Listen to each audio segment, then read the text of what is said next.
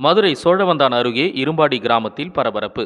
10 ஆண்டுகளாக தலைமறைவான அடகுக்கடை உரிமையாளர் தாயாரின் காரை சிறைப்பிடித்த பொதுமக்கள். மதுரை மாவட்டம் சோழவந்தான் அருகே இரும்பாடியில் நிதி நிறுவனம் மற்றும் அடகுக்கடை நடத்தி வந்த நபர் பல கோடி ரூபாய் மோசடி செய்து 10 ஆண்டுகளாக தலைமறைவாக இருந்த நிலையில் இன்று அவரது தாயார் ஊருக்கு வந்தபோது பொதுமக்கள் அவரது காரை முற்றுகையிட்டு போராட்டத்தில் ஈடுபட்டதால் பெரும் பரபரப்பு ஏற்பட்டது. மதுரை மாவட்டம் சோழவந்தான் அடுத்த இரும்பாடி கிராமத்தைச் சேர்ந்தவர் ஜீவானந்தம். வயது 50. இவர் அதே பகுதியில் சுந்தரபாண்டியன் அண்ட் கோ என்ற பெயரில் தங்கம் மற்றும் வெள்ளி நகைகளை அடகு பிடிக்கும் கடை நடத்தி வந்தார். அத்துடன் சுற்றுவட்டார கிராம மக்களிடம் ஏலச்சீட்டு நடத்துவது மற்றும் ஃபைனான்ஸ் தொழில் என 10 ஆண்டுகளுக்கு முன்பு வரை இப்பகுதியில் முக்கிய நிதி நிறுவன அதிபராக இருந்து வந்துள்ளார். இந்நிலையில் கடந்த 10 ஆண்டுகளுக்கு முன்பு பொதுமக்களிடம் வசூலித்த ஏலச்சீட்டு பணம் மற்றும் அடகு வைக்கப்பட்ட நகைகளுடன் ஜீவானந்தம் திடீரென தலைமறைவானார்.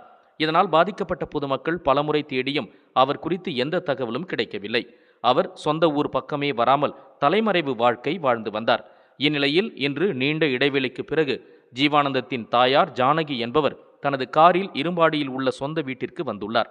இதை அறிந்து பாதிக்கப்பட்ட கிராம மக்கள் மற்றும் சீட்டு பணம் கட்டி ஏமாந்தவர்கள் திரண்டு வந்து ஜானகியின் காரை வழிமறித்தனர். எங்கள் பணத்தையும் நகையையும் ஏமாற்றிய ஜீவானந்தம் எங்கே? பணத்தை தராமல் காரை விடமாட்டோம் என கூறி காரை சிறைப்பிடித்து ஆவேசமாக போராட்டத்தில் ஈடுபட்டனர். மக்கள் திரண்டு காரை சூழ்ந்து கொண்டதால் அப்பகுதியில் பெரும் பதற்றமான சூழல் நிலவி வருகிறது. பாதிக்கப்பட்டவர்கள் தங்களுக்கு நீதி கிடைக்கும் வரை போராட்டத்தை கைவிடப் போவதில்லை என தெரிவித்துள்ளனர். தொடர் போராட்டத்தில் ஈடுபட்டு வந்த பாதிக்கப்பட்டவர்களிடம் காவல்துறையினர் 2 மணி நேரமாக பேச்சுவார்த்தை நடத்தினர்.